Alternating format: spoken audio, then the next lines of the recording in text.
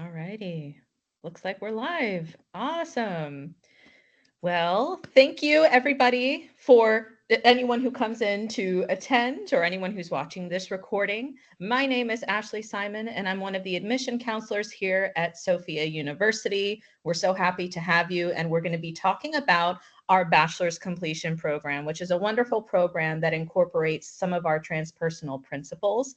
And I'm accompanied here today by two of our wonderful faculty members who are in the program.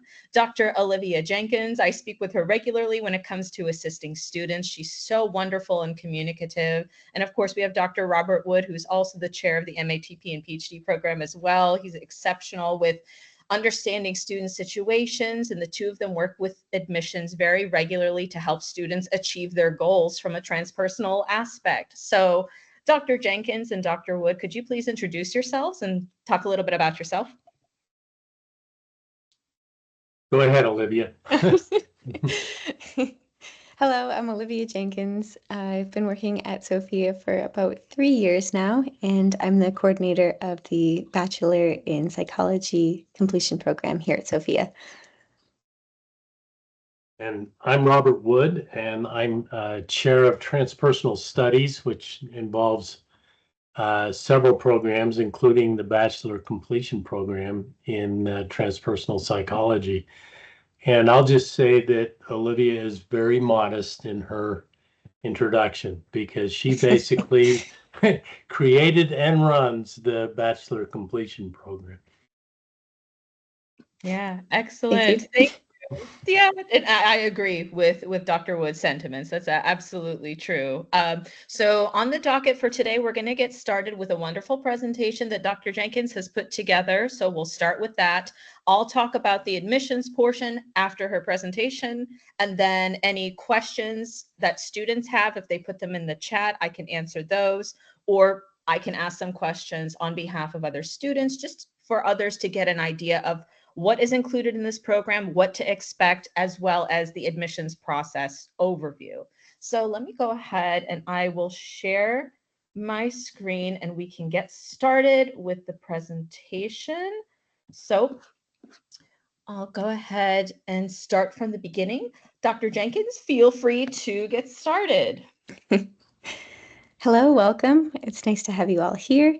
To give you a quick overview of the program, some of our learning outcomes here include defining and comparing various psychological theories, perspectives, methods, research findings within the field of transpersonal psychology and the broader field of psychological science.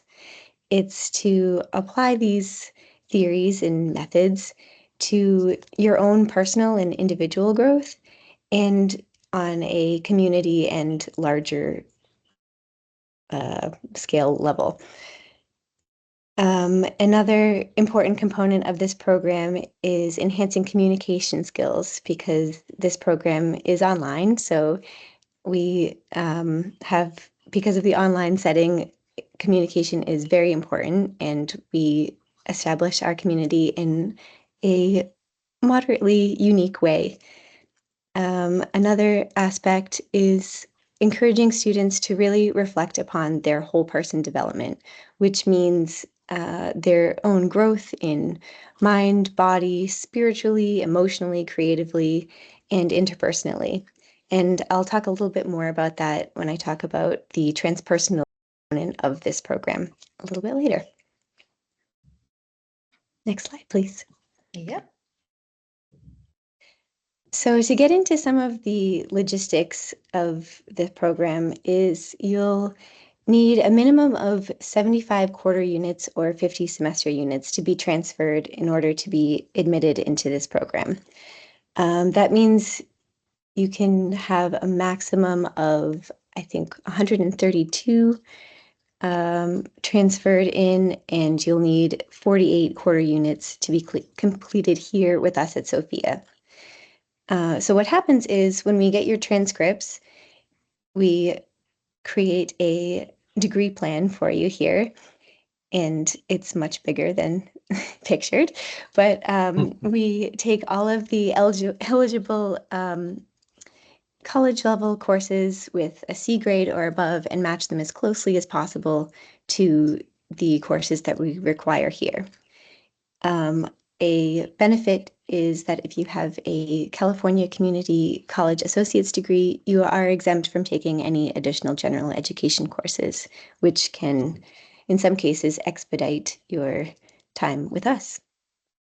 Timeline for completion tends to vary student to student. It's on average about 2 years, but because students transfer many different numbers of credits and choose to take more than 2 courses or sometimes 4 courses in a quarter, it's really catered to the individual student. And sometimes that means it takes a little bit longer for some and a little bit shorter for others. We also use, oops, I meant, Sorry.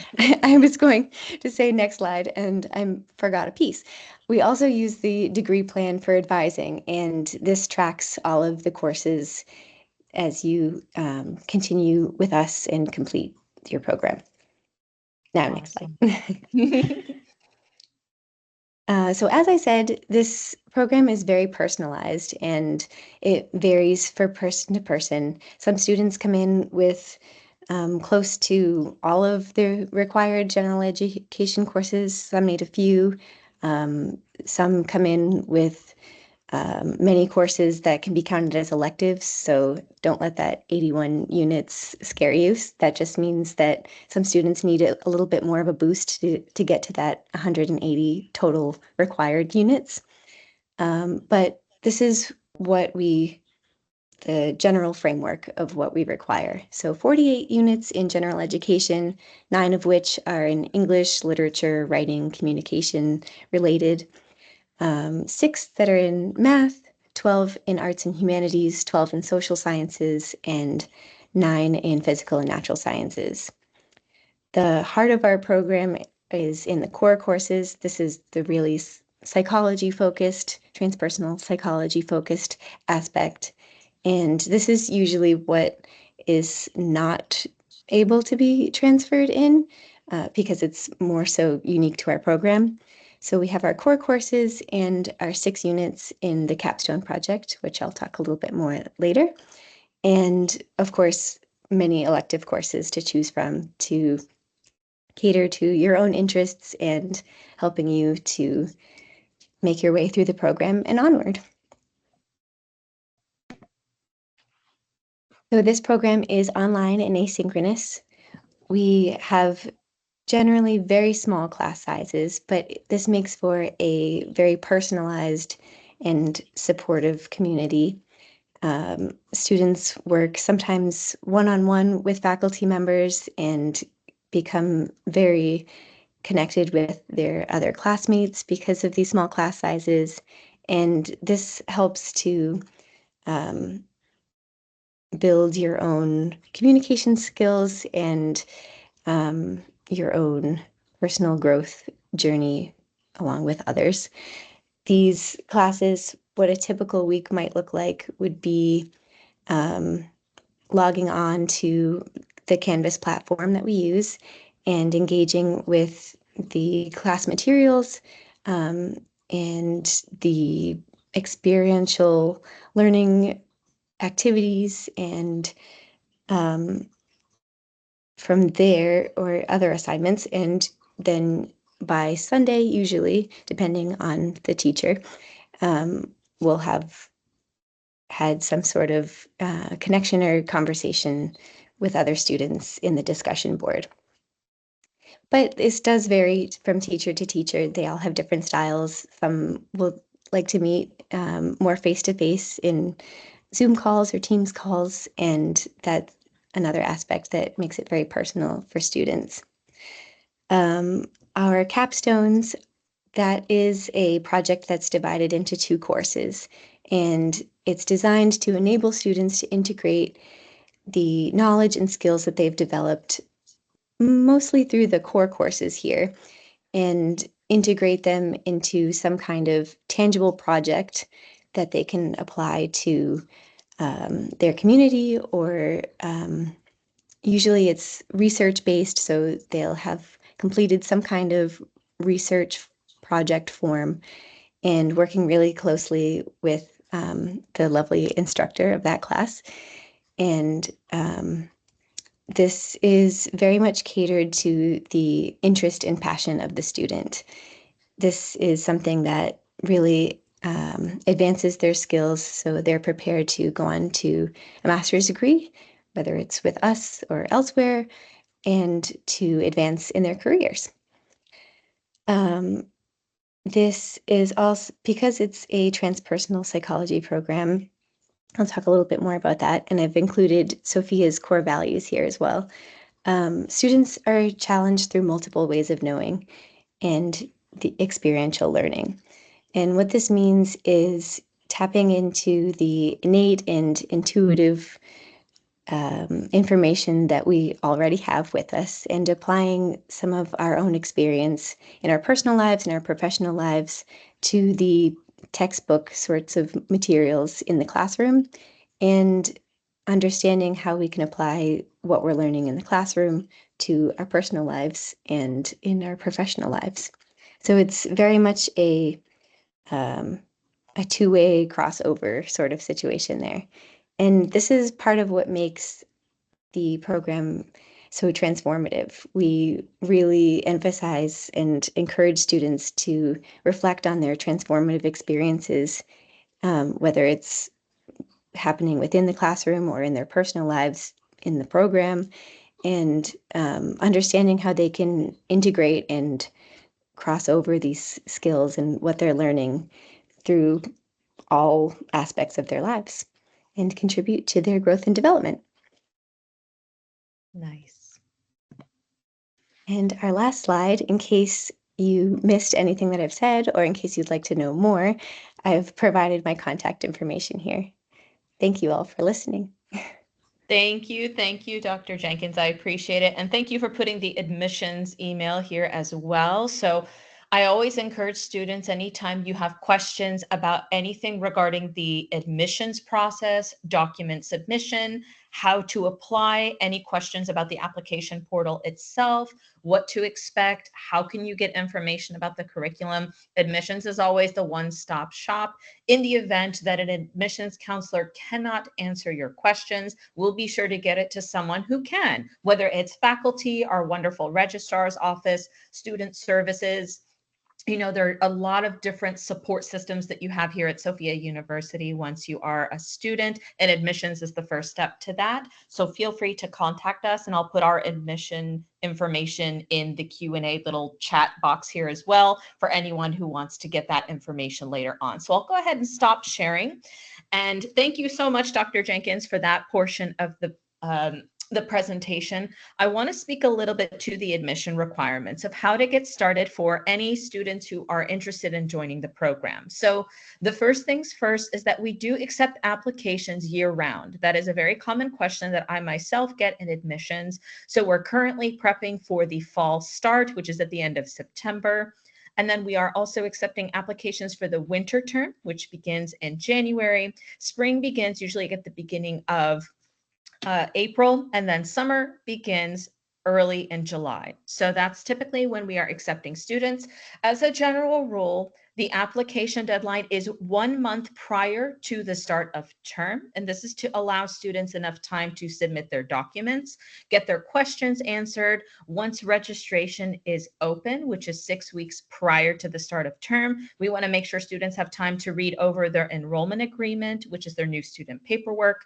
And we want to make sure that they see the course selection so that they can take their time getting to know the courses, see the descriptions, ask questions from the registrar's office, and even ask questions to faculty in case they need help with advising or what steps to take next.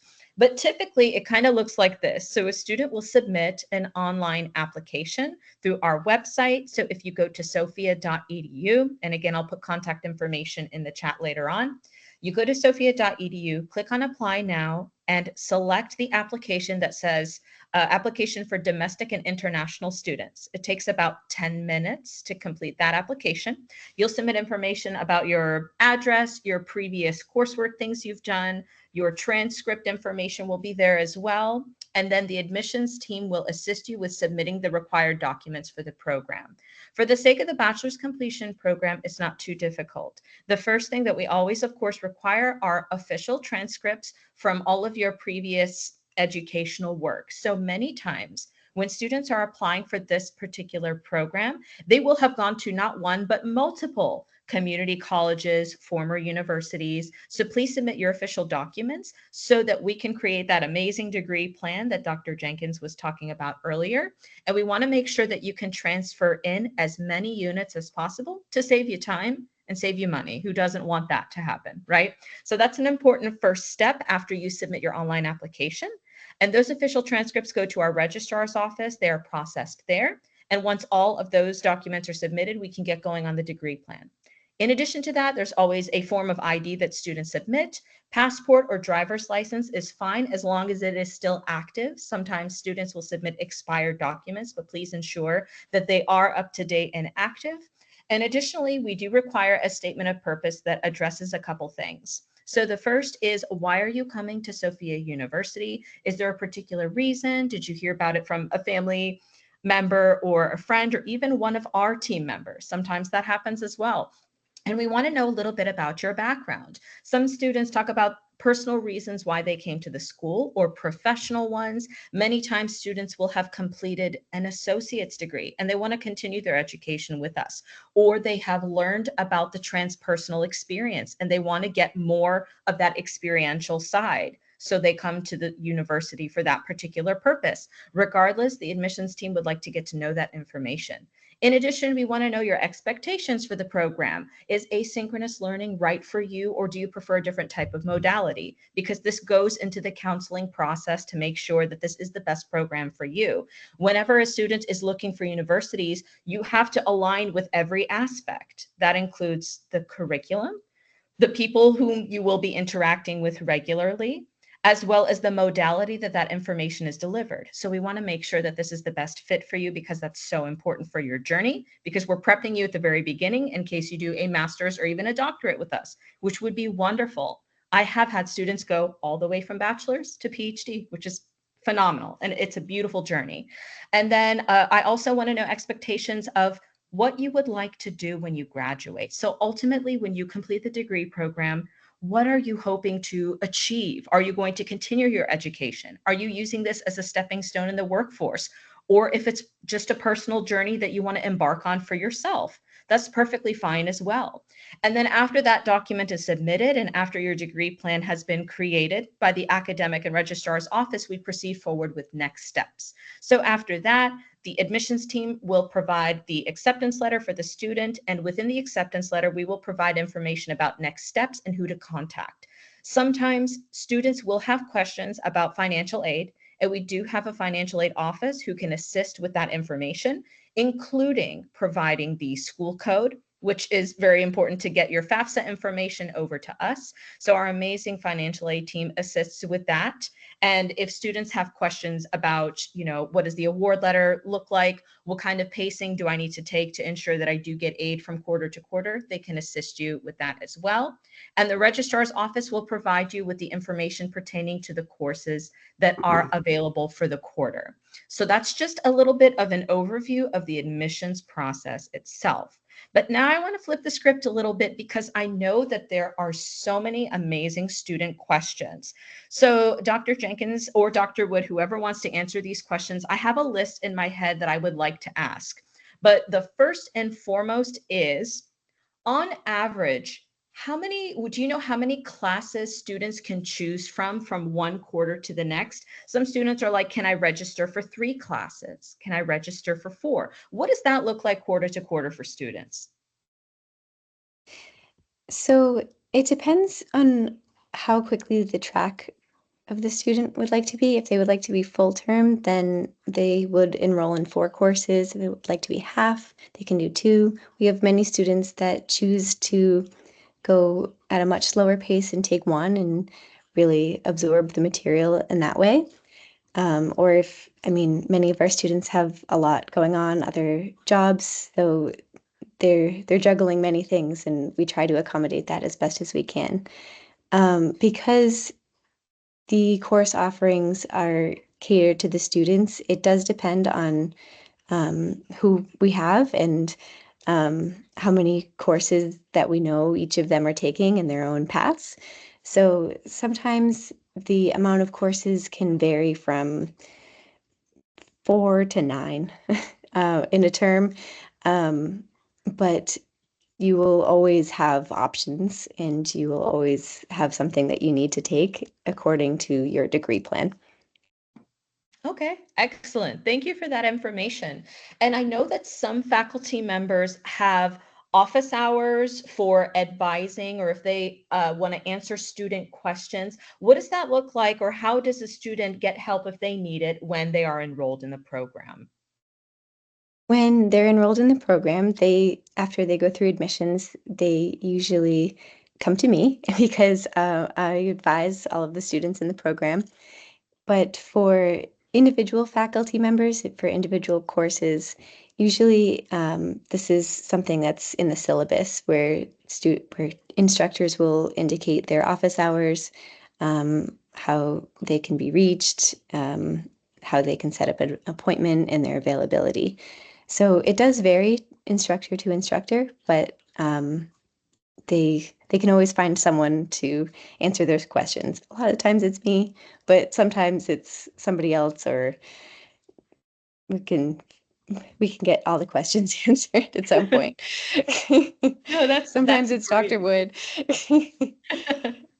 No, because I get so many questions like right off the bat in admissions about the assistance that students get. Sometimes I always mention that because we have a great faculty to student ratio, students are able to get a lot of the help that they need and guidance with regard to the next steps in their academic journey. And that's while they're in the program as well. So Absolutely. sometimes students have questions about their degree plan or what goes into creating the degree plan. Do you have anything to comment on how that's constructed? So the degree plan is essentially the template of the framework of what it is that they need or have left to complete their bachelor's degree.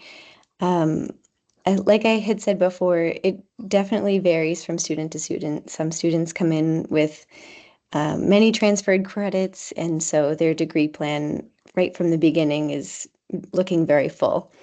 Um, and for other students, it's a little bit more on the emptier side.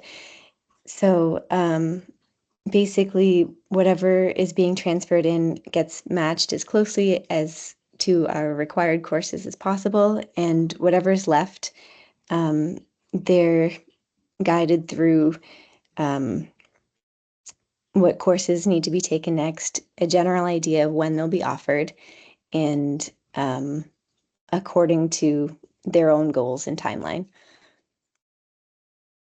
Gotcha. Great. That's good to know because I get this question a lot as well. Speaking of the degree plan, if a student doesn't have enough credits, what are they advised to do from an academic standpoint? Should they go to a community college to fulfill the necessary GEs or other courses, or admission says their own thing, but what does the faculty typically advise when students ask that question? One's probably better for Robert, but I would say that we have had students take a couple of extra courses, even simultaneously while being at Sofia. So they might be going to some in-person night classes at a community college while also enrolled in courses at Sofia. But Robert might have something to add. No, I think Okay. that's a perfect answer. That we are limited. I mean, you have to have that minimum number of courses. Um, but we can allow you, as Olivia mentioned, if you're committed to take simultaneous courses to get that minimum level, we'll let you begin courses at Sophia. Okay, that's actually really good to know because I also get questions on the flip side. I think one of my students, for example, I know our ceiling for credits, quarter credits is 132, but I had a student who had 148 units, and I've seen some that have even more. So, is the maximum ever flexible, or do we really want to keep to the 132 to make sure that the students are getting that experiential transpersonal aspect from us? What's the preference from the faculty side? It kind of isn't a faculty question, it's a question of for a student to get a diploma that says Sofia University on it, they have to take a certain number of hours, according to WASC, who is our accrediting agency and so forth. So as you can tell from listening to Olivia, we'll do about whatever we can to help a student, to have a plan that works for them. But there are some limits, and you have to have at least 48 hours, I believe. Is that right, Olivia? Yes.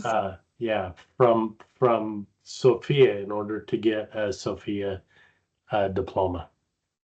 Gotcha. Thank you for that clarification. I appreciate it. Now, to kind of talk, we've talked about the admissions process, the overview, the degree plan, because I do get lots of questions on that. But now we talked about asynchronous learning, which not everyone is familiar with. And we also talked about Canvas, which is our learning management portal, where students are going to be logging in, interacting with one another in discussions, interacting with faculty. Could either of you talk about the online learning environment for those who aren't familiar and kind of expectations, like what to expect when you log in, looking at the syllabus, any assignments, things like that? Canvas is fairly straightforward, and even for some of our older students or technologically challenged students, it tends to be moderately easy for people to pretty quickly figure out what's going on. We do have, I believe, from our IT program, a Canvas tutorial that is given to students as well. As far as the asynchronous aspect, I've had a lot of students make comments about how still personal and how amazing the community still is, even through the online platform and not seeing people necessarily face to face, which I think is something really special. No, that's a good point. Thank you. Because many times students will say, oh, I'm not sure if asynchronous is right for me. Am I going to get the engagement that is expected of an academic program? And I always mention to them there's considerable rigor and interaction. And I do encourage students to take advantage of office hours if they can, just to get that extra assistance in case they need it. And we do have tech mentors as well for those who are trying to get acclimated to the online learning environment. But I agree with what Dr. Jenkins mentioned pertaining to how intuitive the platform is. So if students ever have concerns, they work with our IT team or student services to kind of get used to that environment. So I appreciate that answer. And I know the syllabus is posted in there, but this is a great question from students, but I always like to hear the faculty perspective about when it comes to how a student is assessed in terms of academic performance. Like, how do they get their grades? What grading scale do we use? And are students taking tests, or are they submitting writing assignments or doing presentations? What does the assessment process look like academically? The assessment process is a little bit different in that we don't have testing or standardized testing in our courses. Most of our faculty, many of who developed the courses themselves, created them in a way that involves a very reflective process and also a very, I guess you could call it left brain logical sort of process. So they're taking in material and then they're reflecting on it and understanding how they can use it personally. Um, and this is usually through writing assignments. I would say that most of the program is pretty writing heavy, and as well as presentations. So creating PowerPoints, maybe recordings. Even I've had some instructors require a recording where someone speaks what they might write in a paper as some kind of accommodation, and they're assessed based on how they're almost having a conversation with the instructor in either a live or asynchronous sort of matter. Oh, I like that. And I think that students like that they don't have to worry about like taking tests all the time or quizzes, because every program is going to have its own assessment modality essentially. But for the transpersonal programs that are experiential, what I do reiterate to students is to remember that they are going to work on their communication abilities. We do get a lot of shy students, which is perfectly fine. I understand that public speaking can be a tough thing, but I tell students that because this is such a warm and wonderful academic environment, this is the perfect place to kind of develop those skills and really get comfortable doing that. And I notice a lot of students transform over time. But I do get questions about when it comes time to do the capstone, or if you have any examples of other students, how they implemented their capstone courses. What does that look like? And what kind of subjects are touched upon from some students? It's a great question. I would say that I know a lot of students who've come through the program have talked about going on to one of our master's degrees. So either the master's degree in transpersonal psychology or in counseling psychology. So those who are more looking into the counseling side might have their capstone project related to how they feel they can help the community, or how they envision their counseling practice in the future, related maybe to something like addiction or trauma studies, something like that. More on the transpersonal psychology side, it could be somewhat of a creative project. So we have creative expression concentration in that program. So that's something that students like to keep an eye on and get started with ahead of time. Or gosh, there's so many directions to go, but it's also a really great opportunity for students to practice their writing skills with APA, and to practice even research skills. So reading articles, understanding what is appropriate research, ethical research, assessing them, critiquing them, and synthesizing them to find some kind of general consensus of what's out there and what they might contribute eventually. Oh, that's awesome. That's Yeah. really good to hear. Yeah, sorry, Dr. Wood, did you have something? No, I was just saying that's a perfect answer. That was good. Yeah, Yeah. that's really helpful. Yeah, because so many times students are like, I'm nervous about the capstone. What if this was a great question from a student recently. What if they have so many ideas in their head of what they want to do for their capstone, but they don't know which one to choose? So do faculty help students kind of narrow the scope and the focus a little bit? I assume that does happen. Definitely. Awesome. That's good. That's always good, because some of us are so full of ideas. It's like we need somebody to help us focus a bit. That's Oh, yes. great. Because oftentimes, like you mentioned, I do get students who are interested in either the MATP or MACP programs, and obviously they come back to admissions for the document requirement portion. But so many times students will come to me and they say, for the MATP program, like for next steps, after they complete the bachelor's program, how quickly do students usually begin the MATP program after they graduate? I don't know if either of you have that general information, but that's a surprisingly common question. Some students are like, oh, do a lot of students go right away from bachelor's to MATP, or do they take their time between one degree program and the other? I personally have noticed that many times students continue right away, but have either of you had different observations? From what I've observed, I think it's the same. I've noticed some students go right into the next quarter if they can. Yeah. Usually trying to get their paperwork all set as they're finishing their last courses in the bachelor program. They're very eager to continue, which is a really nice thing. Yeah. No, that's very true. That often is a trend I see. Now, another question is, this is a common one, but students ask in the event that they don't want to do another degree program in general, not just at Sophia, and they want to just move on from the bachelor's completion program.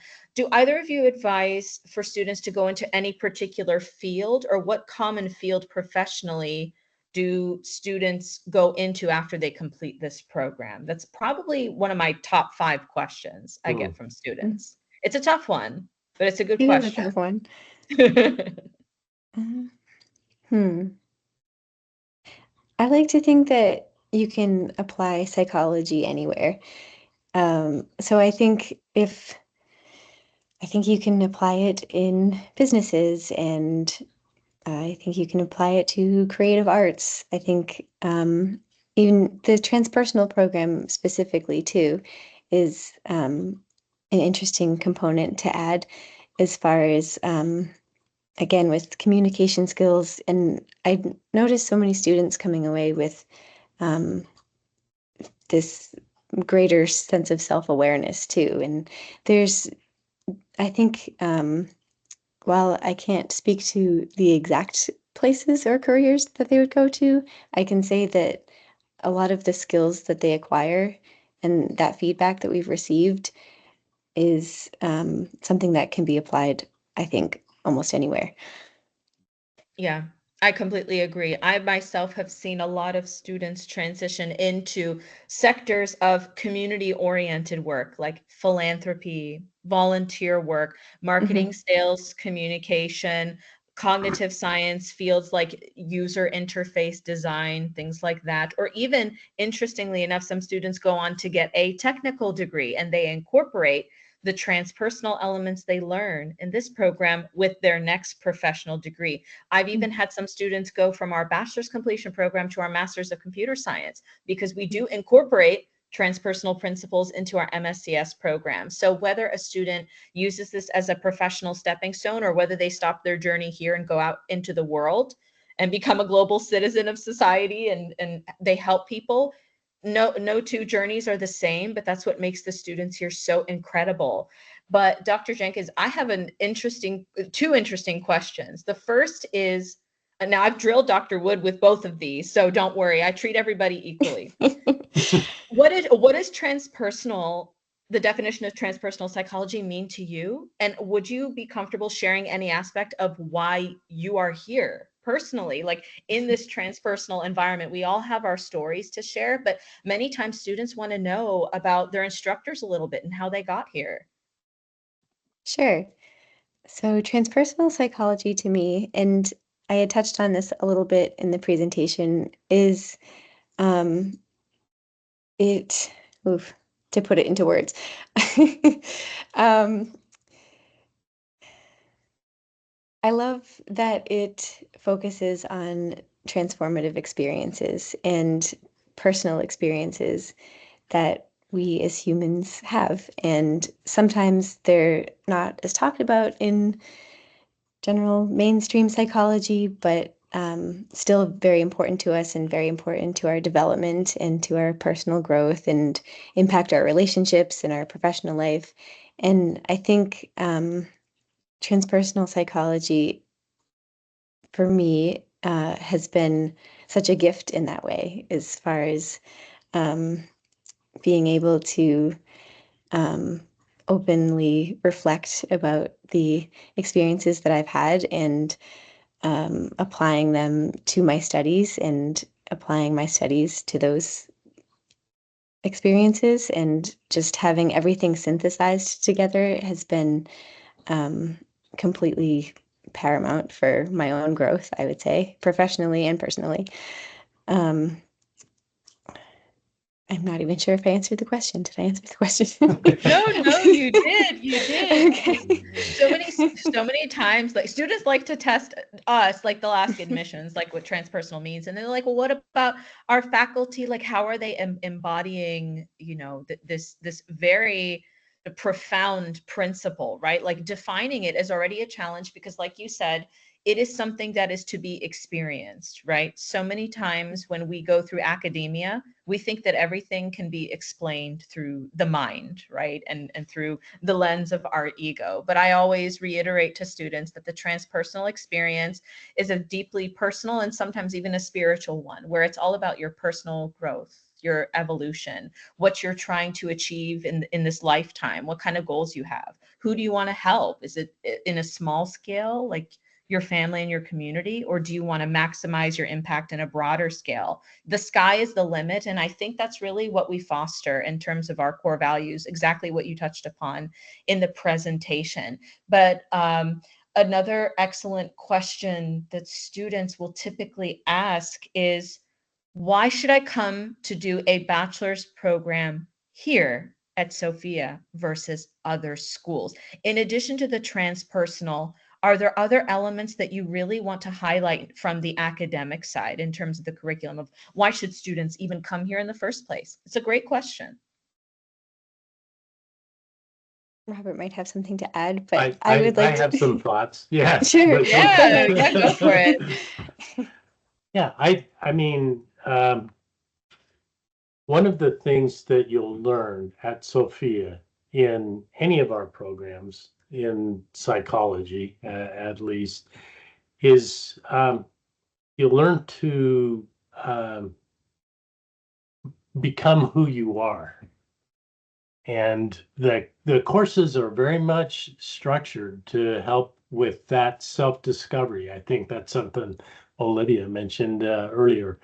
Uh, and I think that's a real strength at our school. You know, whatever it is, whatever profession you decide to do in your life, if you know who you are, you'll do it much better, and you'll likely choose something that fits with who you are. So that's kind of sappy, but that's what I really believe about Sophia's education. Yeah, no, I completely agree. And sometimes some people will resonate with that statement right away. Like I absolutely resonate with that. I know, Dr. Wood, I talked to you even about my personal journeys and in life, about discovering who I really am. Because there were periods of time where I was struggling and all of you helped me. So, I mean, I think another thing I want to add from the admissions vantage point, and this isn't because I work in a sales oriented job, but I've worked in a couple I've worked in a couple different educational institutions in my day, I have plenty of gray hair to prove it. So the thing I want to mention is that I have never in my life met more supportive faculty, staff, and students. I honestly think where you go and who you spend your time with on a daily basis academically is really going to make or break your life. There are so many academic institutions to choose from, honestly, so many universities and schools. But here, I think the community that we have formed since 1975 is very ironclad. The depth and breadth that we cover transpersonally in our curriculum is amazing. I know different schools like to focus on smaller areas of the transpersonal discipline, or they touch on holistic psychology, positive psychology, and it's all wonderful. But I think we really cover that playing field very well, and we practice what we preach, because so many times I reiterate to my friends and colleagues outside of Sofia, this is my home. These are my family members. It truly, I resonate with it like 100%, and I would never say it if I didn't mean it. So I think when students come here, they really feel that warmth and love that they can only get in a community like this, because so many schools are very just methodical and they only focus on the academic. But here we focus on the whole person, and it starts from the very beginning in our bachelor's program all the way through for those who complete our master's and doctorate programs. So I just want to thank both of you for helping to foster that community, because I know you both have a very integral part of it. And I know so many times that students will come back to admissions, not just to go to another program, but to brag about both of you, the interactions that they have, the time they've spent, what they've learned. Students always say, oh, Dr. Wood recommended this book for me. I love it. It changed my life. Or Dr. Jenkins has helped me so much. I've asked her a million questions. And I said, I know they're both very patient. You know, I'd love for you to transmit some of that to me. But honestly, I think this is one of the most amazing learning environments that students can be a part of. So I know we're kind of approaching the end of the hour, and I've asked a lot of questions. So thank you both for your time and patience there. But I think what I want to touch upon as we're sunsetting this conversation is, do either of you have any advice for students or information that you want to give them, tell them, any message, any closing thoughts for students who might be seeing this? You know, if you're close to getting a bachelor's degree, I can't think of a better way to complete that, you know, to put a pin in that and say I completed it.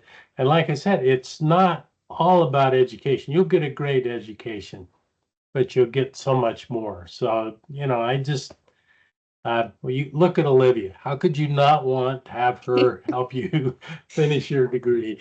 So, yeah, that's my one last thought, Ashley. Thank you. Thank you. Dr. Jenkins, was there anything you wanted to mention before we wrap up here? I was going to echo some of Robert's comments and say that part of going through the program or finishing the program is it's not easy. You confront a lot of dark and challenging aspects of yourself, and you confront all of these beautiful strengths that are in yourself, and you leave changed, but also even more of who you are.